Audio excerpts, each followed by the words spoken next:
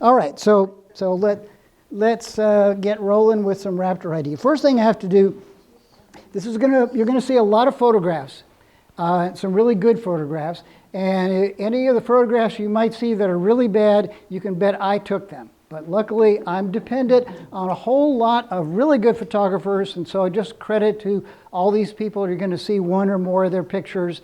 A lot of you probably know Ed Harper, and a lot of them are Ed Harper's pictures. So, first thing I got to say, and anybody who's been at any point in bird watching knows that this is true. Getting to the point where you can identify almost all the birds you see is really, really difficult. And I would never normally come in and say, I can do that for you in the next 30 seconds. But raptors are different. I can get you to the point where you can identify about 90% of all the raptors you're going to see around here, really with just one slide. And if that's good enough for you, then you can head out and get an early evening. So all you have to do is just call every big raptor you see a red-tailed hawk. Driving down the road, you can amaze your friends and family when you see that bird perched on a telephone pole a mile down there, and you say, that's a red-tailed hawk, and it's probably going to be a red-tailed hawk. But if you're interested in getting a little bit beyond just red-tailed hawks, then that's what this is really all about. So first of all, what is a raptor? There's no standard accepted definition that everybody uses for what is a raptor. The one I like best is this one. They have two things. They have powerful talons and they have a sharp tearing bill.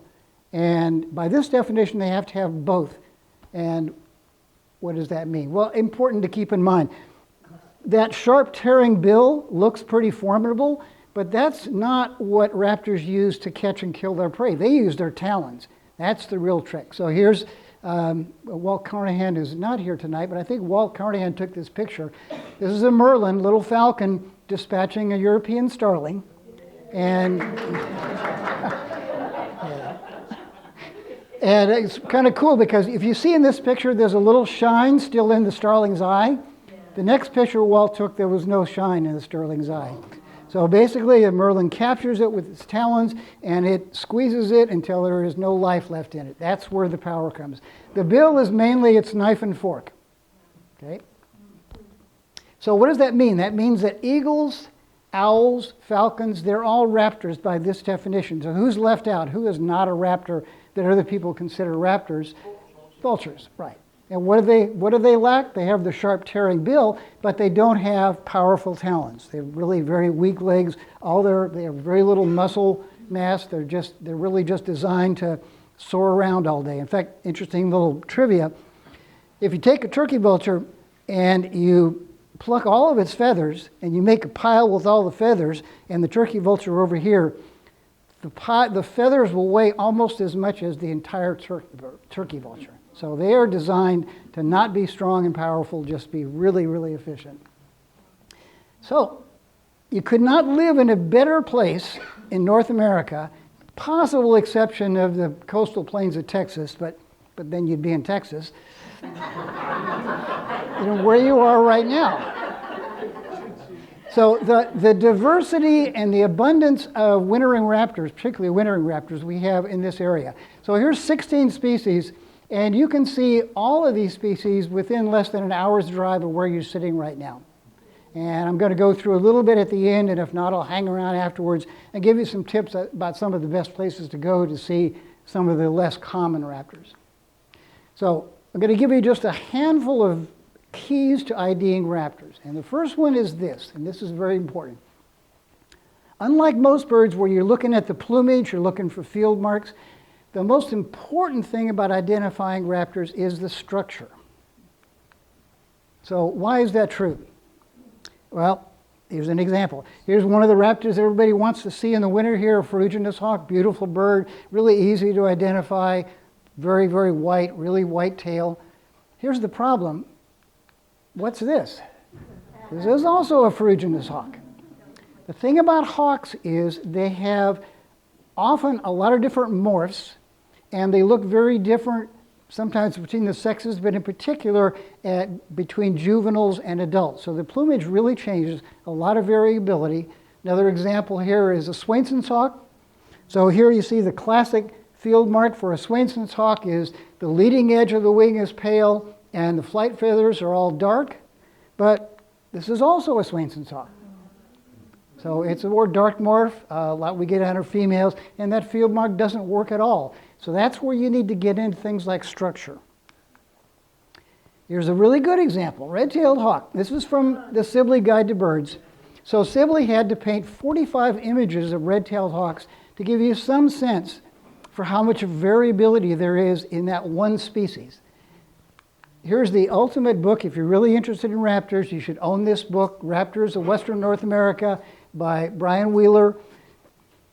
Brian used 83 photos of red-tailed hawks alone in this book and still didn't represent all the variations. Different subspecies, different morphs, different ages. So structure is more important than plumage. What am I talking about? The shape and relative length of the wings and the relative length of the tail, just those two things. That's what I'm talking about when I say structure. And why is that important? Because that will get you to the right genus. The first thing with raptors is don't start trying to go straight to the species unless you're already pretty skilled. First, make sure you got the right genus. If you're sitting there looking at a red-shouldered hawk and you're trying really hard to decide if it's a sharp-shin or a Cooper's, you're in trouble. You're never going to get to the right ID. Get to the genus first, and that's where structure helps you. So, question you're going to ask when you say a bird, raptor that you want to identify, is it a buteo, like a red-tailed hawk? Or is it a falcon, like kestrel, peregrine falcon, prairie falcon? Or is it an accipiter, Cooper's hawk, sharp-shin hawk? Those three genera take up the vast majority of all the raptors you're going to see in our area. So if you can get it there, you're well on your way. The other important tip is that hawks are almost always easier to identify in flight than are perched. Almost every hawk that I've been really stumped by was perched. And sometimes you just need to sit there and wait till it flies. Or I shouldn't tell you this, or sneak up on it and get it to fly, but you wouldn't do that. Don't do that. So what are we talking about? Buteo, once you get to buteo, you've only got 5 species around here, and the ferruginous hawks and rough-legged hawks are only around in the winter. So really in the summer, you've got, you're down to 3 species. In the winter, you're down to 4 species. Falcons, 4 species. You got 2 little hawks, American kestrel and merlin, 2 big hawks, prairie falcon and prairie falcon. Accipiter, well, there is northern goshawk, but we're not going to talk about northern goshawk. It's a bird you're going to have to go in the mountains and be very, very lucky to see. But Coopers and sharp-shin are what you're dealing with. So if you figure out it's an accipiter, you're down to 2. And a lot of the times you should probably just leave it at accipiter. I'll talk more about that later. So structure. Shape and relative length of the wings, relative length of the tail. This will get you to the right genus. And these are not just characteristics. These structures exist because each of these birds has a different lifestyle. And I'll go through it as I show you what I'm talking about. So talk about buteos. So we got 5 buteos here. Red-tailed hawk, red-shouldered hawk are here year-round. Swainson's hawk is here in the summer. There's a little population of Swainsons that are in the delta in the winter, but otherwise they're pretty much only here in the summer. And ferruginous and rough-legged hawks that are here in the winter. So buteos have 2 things. They have fairly long, broad wings, and they have fairly short tails. So buteos hunt by sight, so they're either soaring along looking for prey, or they're perched looking for prey. So they don't need to be really, really fast. They're not ambush predators like accipiters, but those things serve them well. The broad wings help them to be able to soar. Falcons, 4 species here. So what do they all have in common? They all have fairly long pointed wings, very pointed wings, fairly long, and long tails. Now, when I'm talking about relative structure, you need to kind of compare, let's say, the length from the bill to the end of the tail to the wingspan. So we go back to buteos, and you can see that the wingspan is a lot longer than the distance from the bill to the tail. When you look at a typical falcon shape, it's almost the same. So it's pretty close. Wingspan is pretty close to the lynx because it's got a long tail and really pointy wings. Another couple of pictures here. Classic falcon shapes. Accipiters, completely different shape. They have short, rounded wings and long tails. So these are the true ambush predators, and they're designed to find a bird, usually in flight, and chase it often through really tight spaces in forest. They will hunt in very forested areas. So the short wings allow them to slip through spaces, and the long tail allows them to be really agile so they can really dart around and follow that bird until they finally get it. Classic accipiter shape, you've got these rounded wings, and then you've got this long tail. And these are characteristics for all the accipiters. Okay? There's one more genus, but there's only one species in this genus that, if you want to encompass pretty much everything you're going to see, you need to identify, and that's harriers. Harriers have both really long wings and really long tails. So the only one of our raptors that has both really long wings and really long tails. Most of the time, northern harriers are really easy to identify, typically because the way they behave, they tend to hunt really close to the ground, this kind of low patrol method, and they've got this very white color at the base of their tail. Really, the upper tail coverts are really white, and that's what you look for. But a soaring northern harrier can be really puzzling. And they do that sometimes. They'll soar and you'll think, oh, is that a buteo? Is that a falcon? They can look really, really odd. But if you look carefully, they're the only one that's going to show you both this combination of really long wings and a really long tail. All right, so I'll go through these just real quickly. So there's a buteo. It's got broad wings. It's got a fairly short tail. Falcon's got pointy wings and a long tail. Accipiter has rounded short wings and a long tail, and harrier has long wings and a long tail. All right. So once you get to the genus, now we can get into some other marks, more about structure, but probably now you really start looking at plumage. So identifying buteos. This is rule number one, and there's really only one rule for identifying buteos, and it is this one. Any large raptor is a red-tailed hawk until proven otherwise. You don't look at it and say, oh, I think that's a rough-legged hawk. You look at it and say, why is that not a red-tailed hawk? That's where you start. And you'll save yourself a lot of wasted time and embarrassment if you don't do that. Okay, so here's what we've got, these same 5 species. None of them are here at the same time of the year. So in flight. So red-tailed hawks, what do you think is the best single plumage mark to identify a red-tailed hawk in flight? Somebody? Yeah, red tail. Somebody's, no, not the red tail. There you go. The red tail is only present on adults. At half, or maybe more than half, in my experience, of the red-tailed hawks you're going to see in the winter here are juveniles, and they do not have red tails. The best mark is what several people said, this dark patagial bar, dark bar and the leading edge of the wing is what I'm talking about. This right here. On anything but a dark morph, rough-legged hawk, and most of the ones we get here are light morphs like this, that is an absolutely diagnostic mark. So look at that. If you think you've got a rough-legged hawk or a ferruginous hawk and it's got a patagial bar, you don't. Another example, here's a great example of, here's an adult red tail with a red tail. Here's a juvenile with a barred tail, no red at all on that tail. Here's another thing that is interesting. A lot of people will say that one of the ways you can sometimes identify a juvenile red-tailed hawk is they'll say, oh, it has a longer tail. Actually, it doesn't have a longer tail. What it has is it has shorter flight feathers. Those the first flight feathers they get are shorter than an adult's, and that makes the tail look longer because it makes the wings actually narrower. Another little bit of trivia. So compared to the other buteos, its wings are broader and less pointed. Both ferruginous hawk, rough-legged hawk, and especially Swainson's hawk, the wings are much pointier. The head is usually dark. Typically, if you're out birding in the winter, you're not really looking for red-tailed hawks. You're looking for that ferruginous hawk or rough-legged hawk. And the first thing you do is if you're driving down the road and you see something perched on the fence or the wire and it looks like it has kind of a white head, that's a bird you want to stop and look at, because almost all red-tailed hawks are going to have a nice dark head. Red-tail is diagnostic, but only on adults.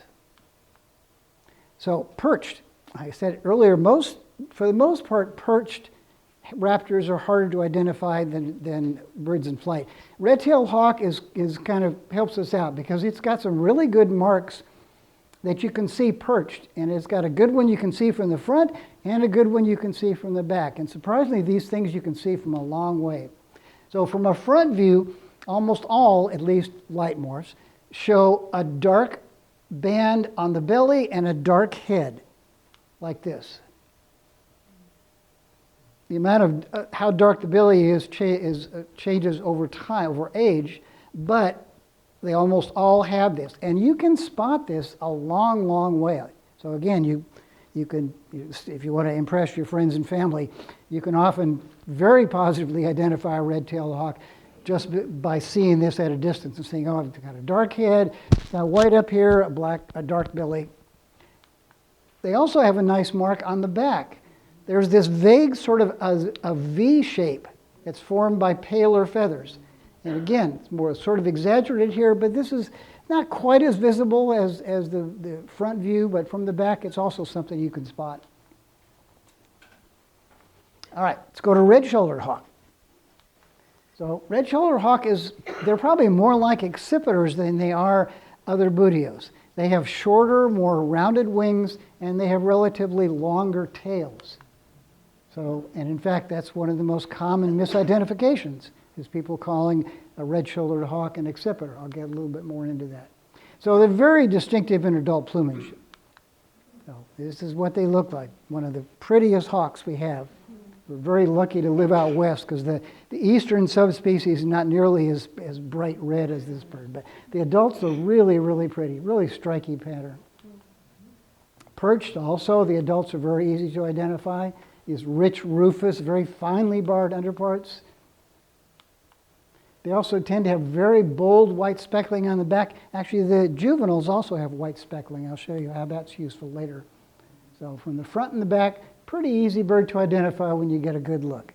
Now here's a mark that for some reason most field guides don't stress, and it's probably the single most important mark on red-shouldered hawks. Look at the pattern on the tail. It's got very broad dark bars and narrow white bars. The dark bars are much wider than the white bars. That's always true of red-shouldered hawks.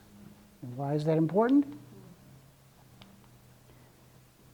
Here's the problem. When I was, many years, I was the eBird editor for Placer County, and I can tell you the most common misidentified bird where there was a photo in the checklist was a red-shouldered hawk that somebody was calling a Cooper's hawk. And it's easy to do that. But in every one of those photographs, you could see the tail. And you can see the difference in the pattern on the tail. So again, red-shouldered hawk is always going to show these broad, dark bars and narrow white bars. And the bars are often about the same, but sometimes the pale bars are even broader than the white. Plus you can see, of course, in this picture that the tail is much longer, extends beyond the undertail coverage much further, but that can be hard to tell, especially on a perched bird. So it also frequently perches on a telephone wire, which a lot of other raptors do, but it very frequently likes to perch just like this. I see red tails doing this once in a while, so be careful. But most of the time it's going to be a red shoulder. And they're usually on the roadside, they're on the wire, and it's like they're looking down between their toes, which is probably exactly what they're doing, because that little grassy area on the between the fence and the road is often a great place for rodents. You haven't said anything about the call. I'll get there. I've got a shell in the oven. It's perfect. So be aware. Again, immature red-tailed hawks can lack that rufous coloration. They can look a lot like a juvenile accipiter. So here's a good example. This is a bird that gets called accipiter all the time. So it's got this juvenile accipiter-like underparts and fairly little bill, and there's a lot of other stuff you could look at. But look at the tail. Even the juveniles have the same pattern: a wide dark bar, narrow white bar. So keep that in mind. The other thing that can be useful, even if you can't see the tail, which you almost always can, is that, again, just like the adults, there's a lot of speckling on the back, even in the juveniles. A lot more. You'll see a more pure brown back on an accipiter, juvenile or adult. Okay, so that's red-tailed hawk, red-shouldered hawks, both here year-round. And if we get to Swainson's hawk, you've got some other things to look at. The first thing you want to do is check the calendar. If you think you got a Swainson's hawk and it's in December, you better get a really, really good picture, because that's an extremely unusual sighting. So in flight, the light morphs will show this dark flight feathers contrasting with the pale white underwing coverage. That is, the leading edge of the wing will be pale and the flight feathers will be dark. So like this bird I showed earlier, kind of the classic pattern, darker behind, and the wings usually come to a very distinct point. In fact, of all the bootios, I think they have the pointiest wings, and really the longest wings in proportion too. Sometimes you can identify a perched Swainson's hawk because you can see that, I think it's probably safe to say in most cases, it's the only buteo where the wings might extend a little bit beyond the edge of the tail when they're perched. Like a lot of variation in that because of feather wear and other things. So another example, and here we get into looking at the dark morphs. But you can see even with a dark morph where that kind of classic pattern is not as useful, the wings are very pointed. Here's a mark that nobody talks about, although you'll see it in all the photographs, and occasionally it can be useful. So these are two juvenile Swainson's hawks having some kind of a disagreement apparently, and look at this little pale thing at the base of the tail. It's really I think the very base of the tail feathers are white. Nobody talks about that, but that's actually a consistent sign, and sometimes it can be so noticeable you might instantaneously even think northern harrier. But it is there, and actually the only wintering Swainson's hawk I've ever found was up in Tehama County, and that was the first thing that we spotted. So it was kind of flying away. We thought, okay, like everything, we followed rule number one, which is probably a red-tailed hawk. I said, well, there's a little white at the base of the tail. And then finally it flew around and we could see the whole thing, and so it was a Swainson's hawk in December in Tehama County. So that mark helped me in that case. Perch is a little more difficult. Really be careful with any perch bird, but Swainson's can be tough. Light morphs usually show this classic kind of, adults anyway, this classic pattern of a dark head with this really pale cheek, really pale underneath the bill, and in this really dark bib. So that, for the adults at least, that can be a pretty good sign when they're perched. The bill is very small, tiny bill. Only the rough-legged hawks have a smaller bill, but a much smaller bill than a red-tailed hawk. So here's a comparison. They tend to take smaller prey, so they have a smaller bill, red-tailed hawk, Swainson's hawk. And the other thing you can use with these buteos, as was mentioned, is the calls. So next one is a call that probably everybody knows, and hopefully our sound is going to work here. Because this certainly is the noisiest hawk we have, without a doubt.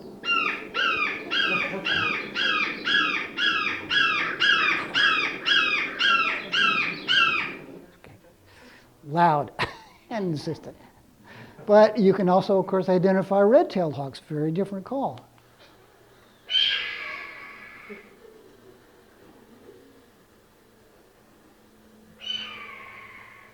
And of course, if you watch a lot of TV and movies, you know that every large bird gives that call. Doesn't matter if it's an eagle or vulture, Egyptian vulture, whatever. They all sound just like red-tailed hawks. It's amazing. And this is one I like because this is a big bird, right? Swainson's hawk, big bird. It has the wimpiest little call. This is their call. Oh, I know. Poor thing. All right, so two rules about having a good presentation. One is you're supposed to start with a joke. The other is you should throw in some sex. So I threw in some sex just for the group. A couple of Swainson talks. This points out actually an interesting thing that somebody who does research on these told me, which I don't know if it's true, but it may well be. I'm going to check it out. He said that in the Central Valley, almost all the males are light morphs, like this bird, and almost all the females are dark morphs, like this bird. And I don't know if that's not necessarily true, but it seems to be true in this case, unless there's something else going on. Okay, identifying ferruginous hawks. So this is one of the birds in the winter, which you're really hoping to find is ferruginous or a rough-legged hawk. So again, first check the calendar. These birds are here in the winter.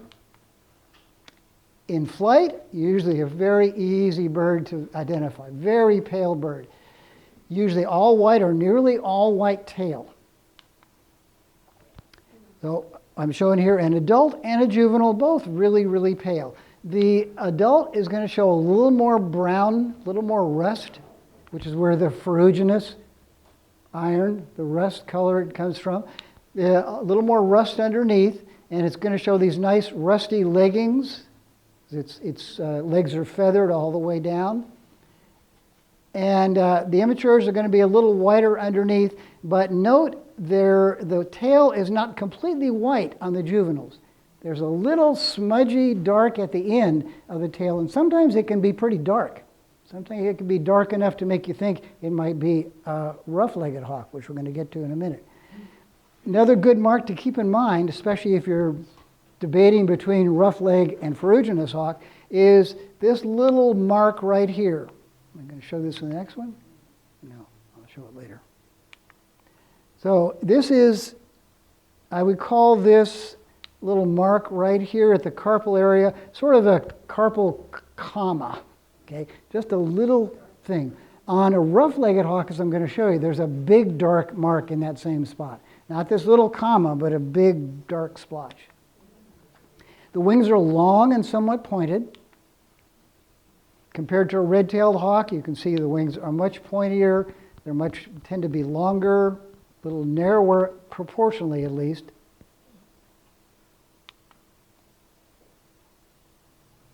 And it's interesting little view going away. So here's the juvenile hawk.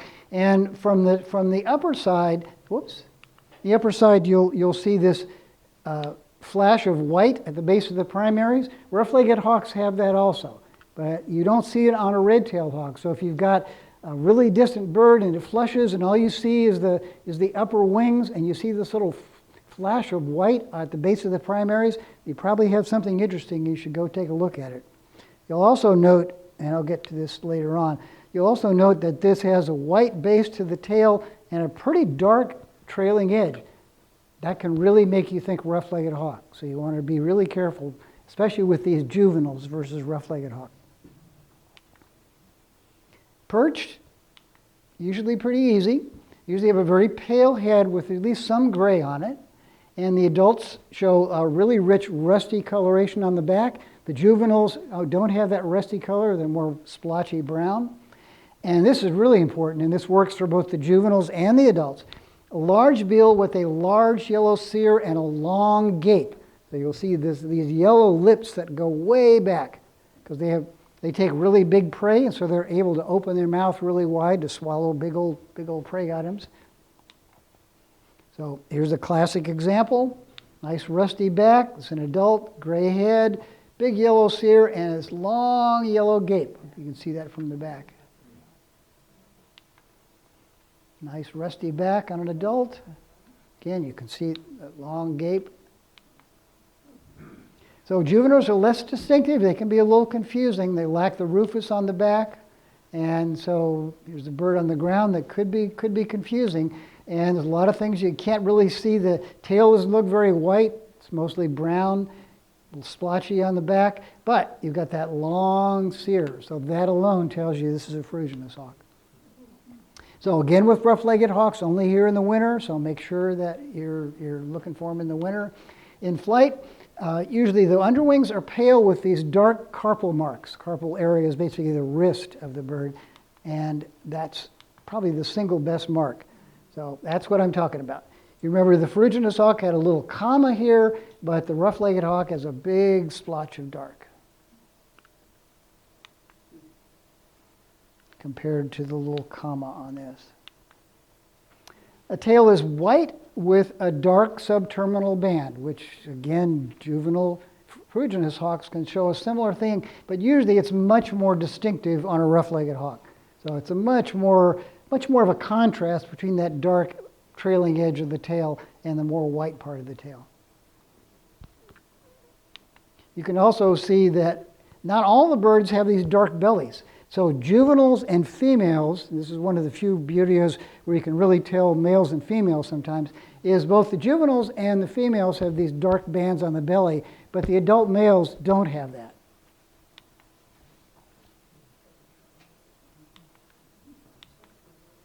Okay, identifying perch, rough-legged hawks. A lot of time when I see them, at least with the light morphs, which is most of what you're going to see, is they look to me, when they're perched, they look like an ice cream cone. They've got this dark body and this pale head. And you can see them from a long way and say, anytime you can see a big raptor with a pale head, you want to go look at that bird. So here's a rough-legged hawk. Bill is quite small. Actually, it's the smallest of all our bootios. Tiny, tiny little bill. Almost like a parakeet compared to a red-tailed hawk. So, again, said this a few times. Any bootio with a pale head deserves a second look. Stop and take a look. Also, ferruginous hawks, rough-legged hawks, are much more likely to perch on the ground or on a fence than a red-tailed hawk. Not a perfect rule. Red-tailed hawks will perch on the ground, but much more frequently. We've even quantified this in the Central Valley in a study we did several years ago. Dramatic difference. The majority of the rough-legged hawks and ferruginous hawks we saw were either on the ground or on a fence, and the majority of the red-tails were either on a post, on a wire, or up in a tree. Another thing is if you see a big bootio that's perched on a ridiculously thin little twig, it's probably a rough-legged hawk. They're the lightest of the bootios, and they can do that. That bird could not possibly perch on that thing, and there it is. So dark morphs, I'm not going to go a whole lot into dark morphs because that's where it can get difficult, and they're both the rough-legged and ferruginous dark morphs are relatively rare out here, but you will see them. Beautiful birds when you see them. But the key really is the tail, so at least if you have an adult. So you got, even though it's going to be all dark, the ferruginous is going to have pretty much a white tail, and you're going to have a darker tail with definitely a dark band at the end on a rough-legged hawk dark morph. Juvenile dark morphs can be really difficult. So this is one dark morph red tail. The most frequently encountered dark morph red tail you're going to see is this, something that a lot of us call a rufous morph. And it's very distinctive. It doesn't look like the dark morphs of any of the other bootios. It's got this kind of dark belly band again, and then this sort of reddish brown area in the upper breast, dark head. So it's a cool looking bird though, very striking, especially in flight. So let's move to falcons. Now we dealt with the bootios that you're going to see. Pretty simple falcons. You got two little ones and two big ones. Okay, you got American kestrel and merlin, and you got prairie falcon and peregrine falcon. And again, reminder of the shape. They all share these pointed wings and long tails. American kestrels are cool because you can identify the males and females. They're very different looking. Males and females both have rufous backs, pale underparts, and two of these vertical, I'll call them sideburns for lack of a better term, very distinct black marks, and with a little white in between. That is the mark you want to look for, particularly for this little falcon on the side of the head. The males have this blue-gray wing cover. It's very pretty, and the tail has just one subterminal band. So here's a male. You've got these kind of beautiful silvery gray wings, and then you've got this brick red tail with black on the bit, and then just these little spots on the underparts. But again, note the very distinct black sideburns. Females, the tail is barred rather than being brick red and then having just a dark band at the end, and the underparts are streaked rather than being just dotted. So here's a couple of females. But again, note, you've still got this mark. Because the bird that you're going to, the other thing is keep in mind that kestrels hover. We really only have two birds out here, two raptors that hover. And I'm going to get to that in a second because it's one of my pet peeves. Kestrels will hover and white-tailed hawks will hover. A lot of people will see a red-tailed hawk or maybe a roughleg, and they'll say, oh, it's hovering. It's not hovering, it's kiting. So hovering means powered flight. So basically the bird is keeping itself in one place by actually moving its wings, and the kestrels would do that. White-tailed kites will do that. Buteos can't do that. They need a little headwind, and if they get a headwind, they can position themselves and hold their wings usually very steady, and they can stay still, but they're not hovering, they're kiting. Okay? You can help sometimes. Of all the buteos that you're going to see in the winter, the big ones, red-tail, ferruginous, and roughleg. Roughleg is the most likely to kite, probably because it's the lightest and it's easier. It doesn't take much wind for a roughleg to kite. Okay, merlins versus kestrels. This is where it gets practical because you're going to see lots of kestrels when you're out in the right habitat. But in the winter, you really want to find a merlin. And sometimes it can be a little difficult to differentiate them. So merlins are generally darker with brown or gray upper parts and streaky underparts. The sideburns that you see are very distinct out of a kestrel, can be indistinct or even absent, depending upon the bird and what subspecies you're looking at. So here's an example. So here's a kestrel with these nice distinct sideburns, and here's a merlin with very pale sideburns. You can still see them, but they're very pale.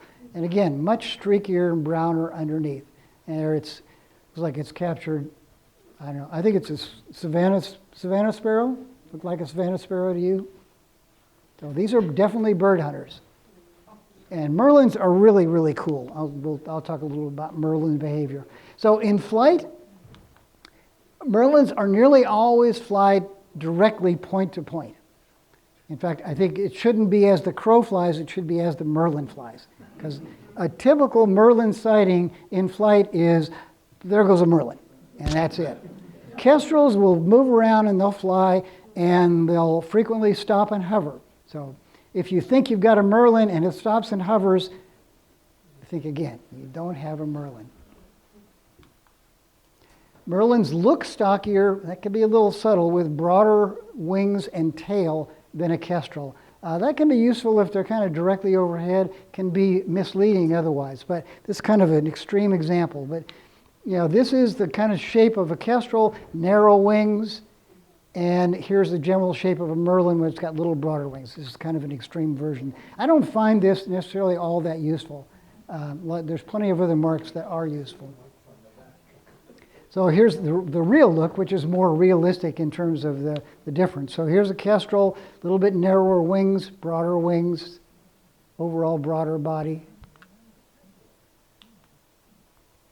All right, if it's perched on a wire, it is almost certainly not a merlin.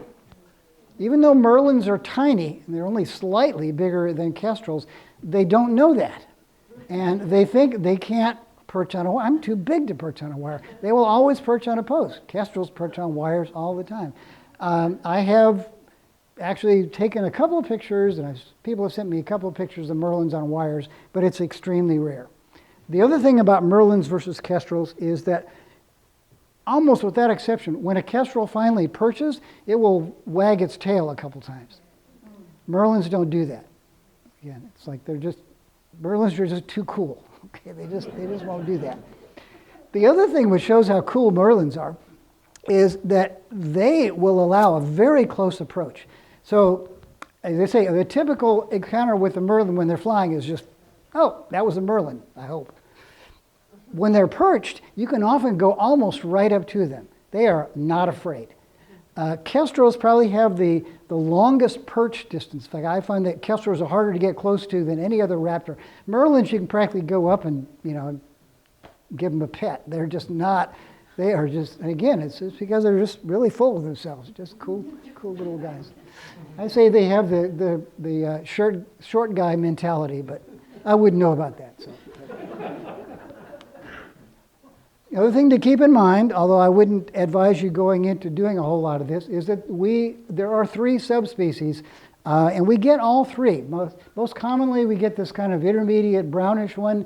But in the eastern parts, in the Great Plains, you get these really pale ones. In the upper northwest, these more dark ones breed. Sucklei here and Richardsoni here.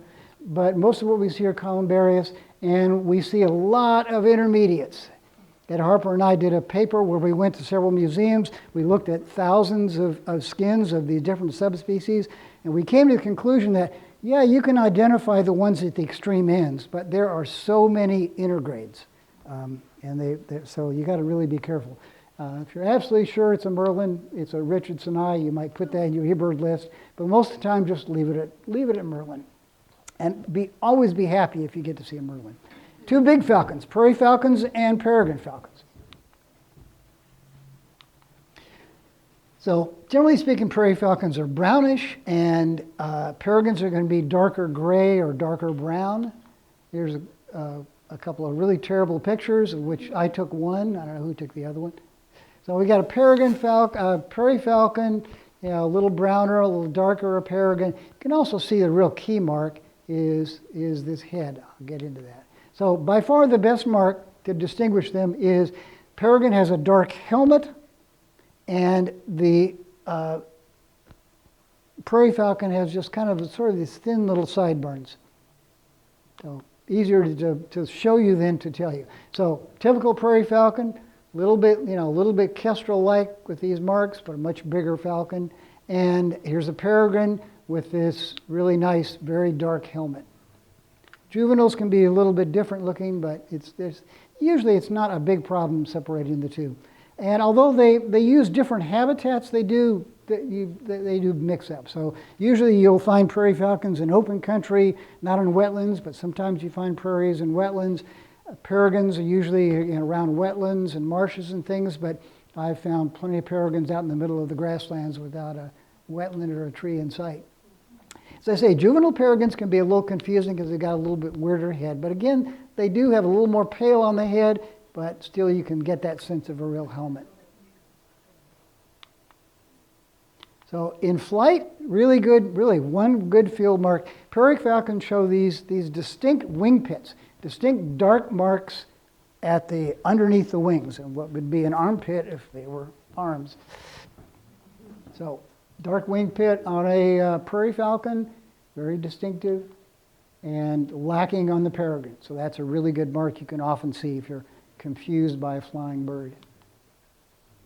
All right, now we get into the scary territory. Identifying sharp-shinned versus Cooper's hawks. This is tough. It is really tough, especially because most of the birds you're going to see are juveniles, and they are very difficult to tell apart. So the first rule is use caution. There's nothing wrong with calling it accipiter or calling it a Cooper's/sharpshin. Nothing wrong with that at all. People talk a lot about size difference. Oh, it was a Cooper's because it's big. It was a sharpshin because it's small. The problem is that size can be one of the worst field marks. It can be really deceiving.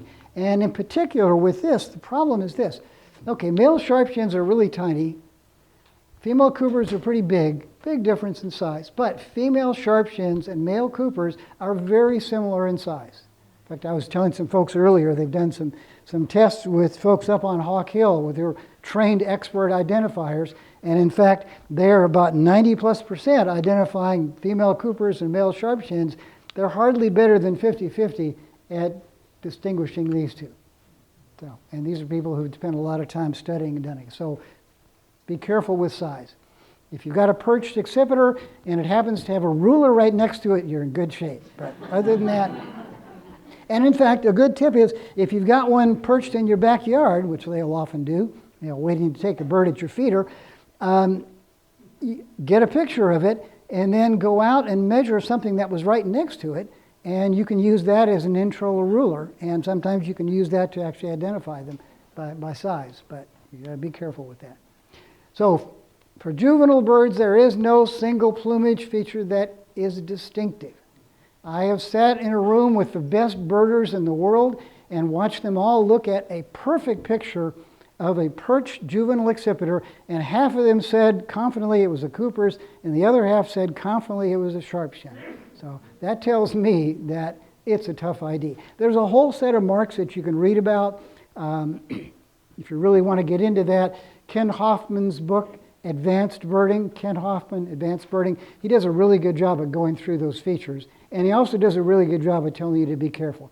You can't use any one of those features when you're talking about a perched juvenile accipiter. So extremely hard to identify. But I do have one bit of advice when it comes to identifying perched immature accipiters, and that's don't do it. I very rarely will I actually put down sharp-shinned or coopers if all I see is a perched juvenile accipiter. If they fly, you can sometimes tell the difference. And I'll get into that. So the structure is the best field mark in flight. You get a nice look at it flying overhead and watch it for a little bit because the shape really changes as they move their wings. And I'll show you some examples of that. The sharp-shinned's head barely sticks in front of the wrists, the bend in the wing, barely sticks in front of it. The Cooper's hawk the head tends to extend pretty far forward. But again, you need a good look from underneath. So what are we talking about? So here's a sharp shin in two different kind of flight modes. And you can see in this one it's pretty clear. Oh, that head is not even barely coming to the wrist. And here the head is extending a little bit beyond the wrist. Cooper's hawk in the same two kind of flight shapes. Here it's pretty clear that head is way sticking out. And here it's not so clear. So distinguishing between these two species, even in flight, if they're in this flight style, again, can be tough. But just keep looking, and you'll often get a sense. And you can get, it's the sort of thing that you kind of have to look at about 60 of these birds until it sort of snaps, which is true of a lot of birding things, is that it's like, okay, I don't get it. All of a sudden, oh, now I get it. So here's the real life comparison. So here's a couple of sharp shins. You can see it's a little bit harder with a real bird. Yeah, is this head extending? Well, a little bit ahead, but barely. Cooper's much more extension, but again, you can see how tough this is. You can tell them apart if you have an adult, because there is one plumage mark if you get a good look, typically at a perched bird, and that's the pattern on the top of the head. So Coopers show a very distinct cap, very dark on top and contrasting with a paler nape. So the back of the neck is a little bit paler than the cap, whereas on a sharp shin, that dark cap will extend down the nape. So if you get a really good look at a perched adult accipiter, you can pretty confidently tell which one it is. All right, harriers, generally pretty easy to identify. Harriers, again, long wings, long tail.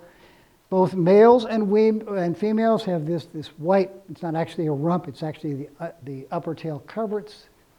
And you can see that in any kind of flight style except when they're soaring. And they rarely soar, they often hunt very close to the ground. It's another picture that Ed took. I just wanted to show. Really, I deliberately made this a bad picture just so you could see. Yeah, you can see that white mark even in a bad picture, even on a foggy day. So especially the ID in that low patrol flight. Another example of that kind of flight style. Here's a really good mark, especially on perched birds, which, boy, perched harriers can sometimes really get you scratching your head. Notice that face, very owl-like. It has a very owl-like face, like a facial disc, like an owl. And in fact, they use it the same way an owl does. So that facial disc on an owl is actually to allow them to hear, because most owls hunt largely by sound. So they have this big facial disc to funnel the sound into their ears. Well, harriers also use sound. They hunt really close to the ground, and they are using their ears. They are listening for little rodents wrestling around the grass. So they really use that facial disc. But that's a really good mark to keep in mind, because they can be a problem when they're soaring. But again, long wings, long tail. And it's just a gorgeous picture. But here, this perch bird, which has some little vole, I think, there. And you can see this owl-like disc on the face. Beautiful picture. Okay, I'm going to zip through a few more species that are really easy to identify, and then we're going to take a test. Okay? Before we get to the test, let's get to the easy birds. So, usually unmistakable, beautiful, beautiful bird, black and white bird. Again, like kestrels, they hover frequently, very frequently. Poor light, it can be very briefly confused with the falcon. And again, kestrels and kites both hover. Another cool thing about white-tailed kites to keep in mind, even through the winter, we have white-tailed kites year-round here. Most raptors, the pairs don't stay anywhere near each other after they breed. They have nothing to do with each other. They often go to completely different habitats. White-tailed kites are an exception. The pairs tend to maintain a territory year-round. So when you see a white-tailed kite, really look around. If you've got a scope especially, really look around. 9 times out of 10, if you look, you're going to find another kite somewhere in the view. And it's probably that kite's pair. And here's one hovering. Okay, identifying big dark birds. We got 3 to worry about. Turkey vultures, golden eagles, and bald eagles. First, bald eagle. So, if you have trouble identifying an adult bald eagle, you might want to think about a different pastime. That one's pretty easy. Yeah. Although I will tell you about an embarrassing trip I had where I was leading a trip with actually a busload of people in near Marysville. And I looked with my bins and I saw way off in the distance this adult bald eagle perched on a telephone post. I said, oh, we got to go over there. So we drove the whole bus over there, got our scopes out. It was an insulator. It's perfect. It was white on top and dark in the middle and white below. So, yeah. Try doing that in front of a whole busload of birders and you'll get really popular. So golden eagles, the most distinctive thing about them, generally they're pretty much, the adults are pretty much all dark, and if you get a good look at the upper parts, they've got this pretty little blonde, this little golden nape right on the nape. Really, really gorgeous bird. Immature bald eagles are the ones, if you're going to confuse a gold eagle with anything, you're going to confuse it with a golden eagle because the immatures don't have that distinctive white head and white tail. They're just really blotchy. So these are both immature bald eagles. Now I should digress for a second here. You heard me use the term juvenile and juvenile through all these hawks, and now I'm saying immature. Juvenile means a bird in its very first plumage, full plumage. And all those hawks I talked about earlier, they keep their juvenile plumage for 1 year. So any bird you see that's less than a year old is going to be a juvenile, and then they molt into what looks like adults. It takes eagles really 4 to maybe 5 years to go from this blotchy plumage all the way. So I'm not even sure what age these are, but they're definitely immature bald eagles. So what you're looking for is this really dark bird with real blotchy underparts. And contrast that to an immature golden eagle. So on an immature bald eagle, the white is going to be just messy all over. And with an immature golden eagle, it's going to be in 3 very distinct spots. The base of the primaries, and we're looking from the bottom now, the base of the primaries and the base of the tail. Very distinctive, really kind of a cool looking pattern. The best way to tell them apart, though, in any light, is that golden eagles, they have a big bill, but compared to a bald eagle, it is not even close. I mean, bald eagles have huge bills. And if you'll pardon me using a little technical jargon, I call this a big-ass bill. That is a big-ass bill. If you're ever not sure about an eagle, look at the bill. Turkey vultures versus eagle, it's really pretty easy. It's all in the head. Eagles have one and turkey vultures don't. It can be really obvious in flight. So when you see them soaring together, and even if it's an immature bald eagle, you see that little turkey vulture's head just barely sticks out in front of the wings. The angle of the wings, and a lot of people talk about this mark, to me it's not that useful unless you happen to get just the right view, but eagles tend to hold their wings nice and flat when they're flying. Turkey vultures tend to kind of hold them up in what some people call a dihedral, like that.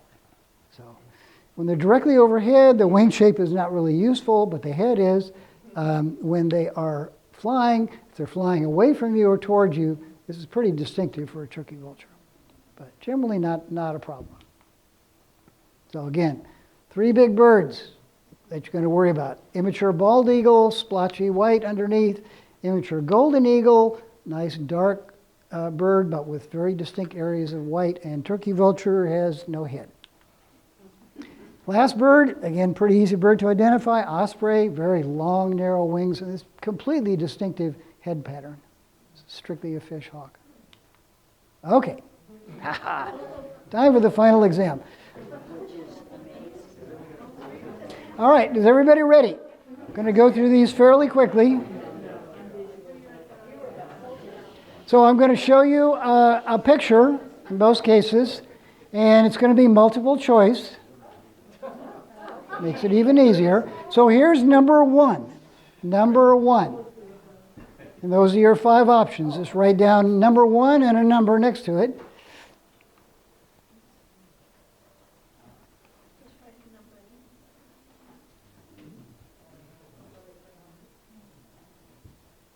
Okay? Number 2.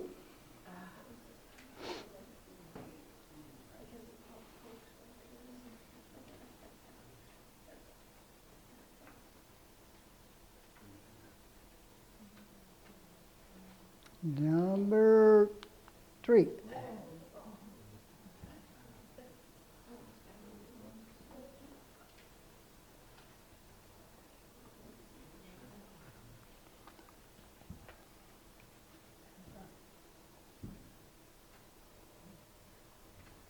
Okay. Number 4.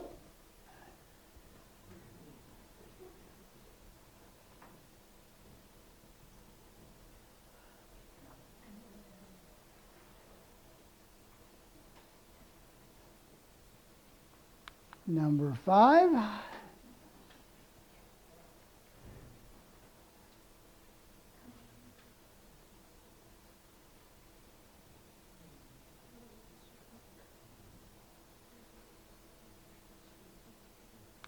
Six.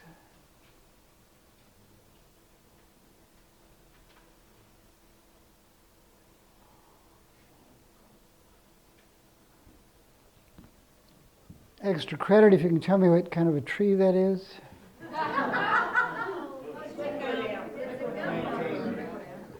Plantain. I think liquid amber. Number 7.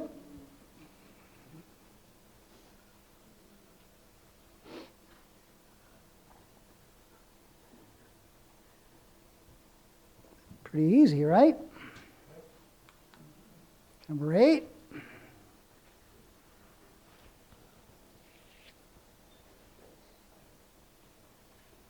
Seems to be consistent where you have number 1 red bill. Well, it wouldn't do too bad if you put red tail on every one. All right, number 9. What a pretty bird. What a pretty bird.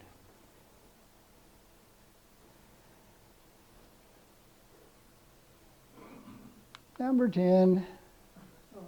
Getting a little harder. Sometimes that's all you see.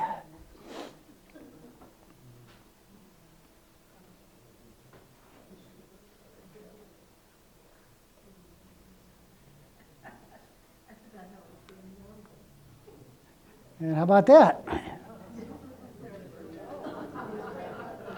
It's a very typical view. That's where the people in the back who don't have binoculars or wish they did. First of all, does everybody see the hawk? Good. Yes. Don't confuse the insulators. Number 12.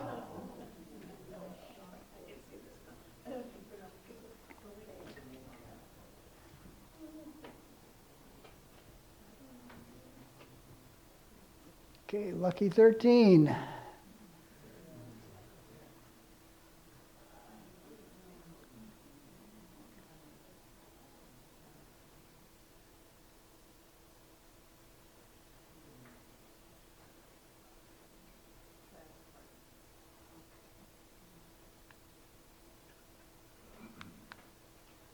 Number 14.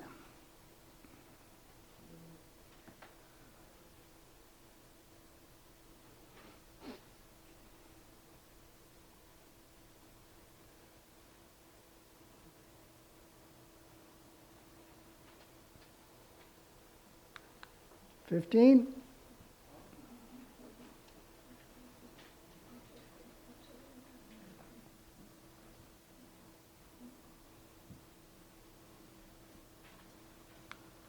16.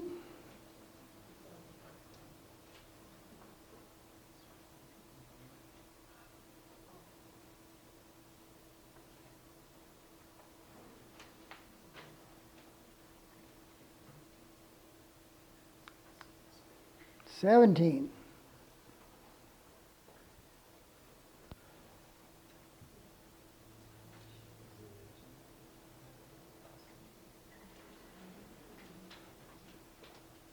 'Close to the end. 18.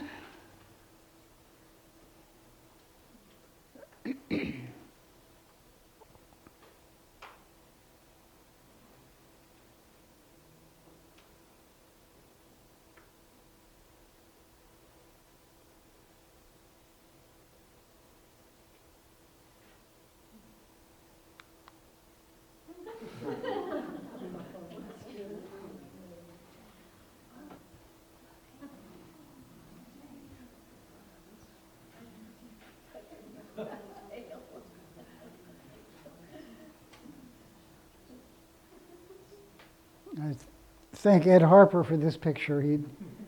He saves his really bad pictures, which he uses for a quiz he gives to the bird experts at the Central Valley Bird Symposium or Western Field Ornithologists. This is one he used. Oh, I left one out. Oh, I'm missing one. Oh, well, okay. There was another one, but we left it out. All right. So we're going to go through these. I think I'm hopefully going to. Okay, number one, this should have been pretty easy. We're looking at the patagial bars. Forget about the red tail because it's a juvenile, so it's a red-tailed hawk. Number two, very clearly a buteo, shortish tail, long wings, very white, nice. Juvenile ferruginous hawk. This one may be a little tougher. Think about how long pine needles probably are, so you know it's not a very big bird, and it's a kestrel. Okay, see the little, you're looking at the back of the head, but you can see the little, at least the back side of the little sideburns on each side. This one, it's the one, clearly a falcon. You got pointy wings, a long tail. It's got dark wing pits, so it's a prairie falcon. This one should be pretty easy. It's got the nice rusty back, rusty ferruginous, nice yellow gape. It's an adult ferruginous hawk. Number 6. One of the reasons I asked about the tree is because the size of those little balls will give you a sense that it's not a very big bird. And it's a little falcon, and you see just the faint little sideburns, very streaky underneath, so it's a merlin. Let's go back. Okay, this is one we saw earlier. You got 2 marks that'll tell you what this is. You've got this white, white upper tail coverts and nice little owl-like disc. So this is a northern harrier. Again, it's a buteo, shortish tail, long wings. It's got these really dark carpal marks. And it's got a white tail with a dark terminal band. So it's a red, rough-legged hawk. Gorgeous little bird.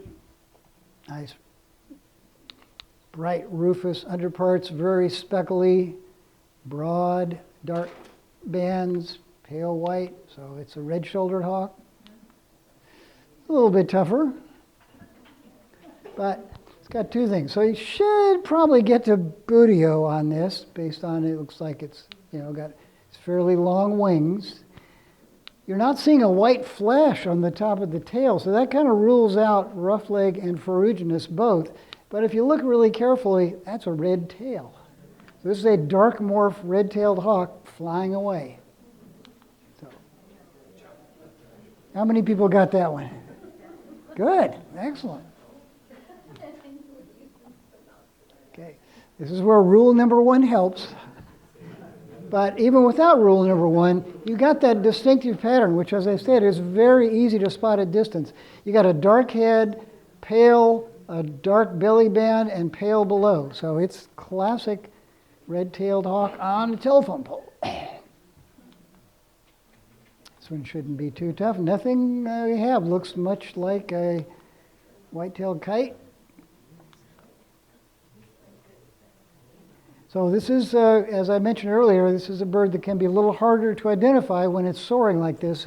But again, really long wings, really long tail. The only bird with really long wings and really long tail that we have here is a northern harrier.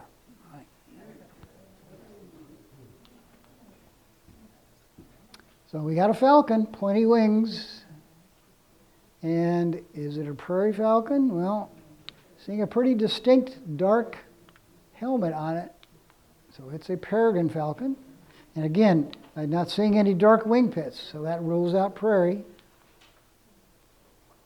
So it'd be a little bit tough, odd view, but again, you've got the one perfectly diagnostic mark for a red-tailed hawk, dark patagial bar. So it's a red-tailed hawk. It's a red-tailed hawk with what looks like a very full crop right now. So.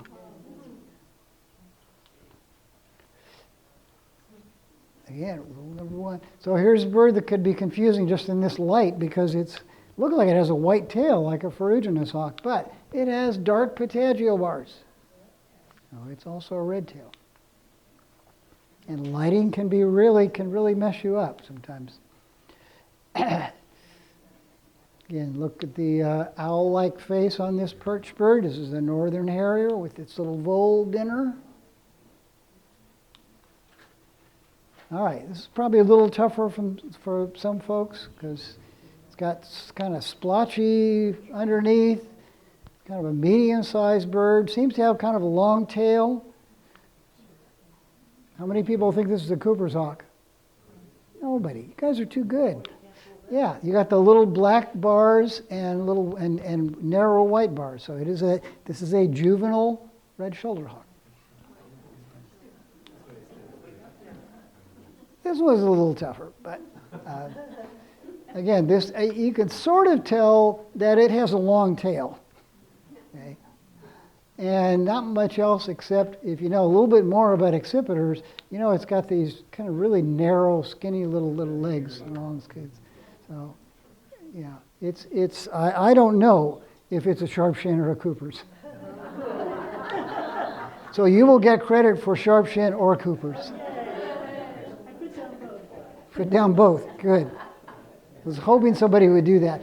Another thing about accipiters, which I'll just kind of leave you with, is a lot of people will talk about, and some field guides will stress the shape of the tail to tell Coopers. They'll say Coopers have a rounded tail, Sharpshins have a blunted off tail. I find that a really difficult mark to use and often misleading because tails wear. And I've seen plenty of Cooper's hawks that the tails were worn to the point where they did not have a rounded tail. It also changes as they spread their tail.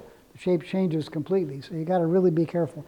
It's true in nice fresh plumage and in the right view. Yeah, square tail on a Sharpshin, rounded on a Cooper's, but generally I kind of stay away from that mark. The head is much better. Thank you.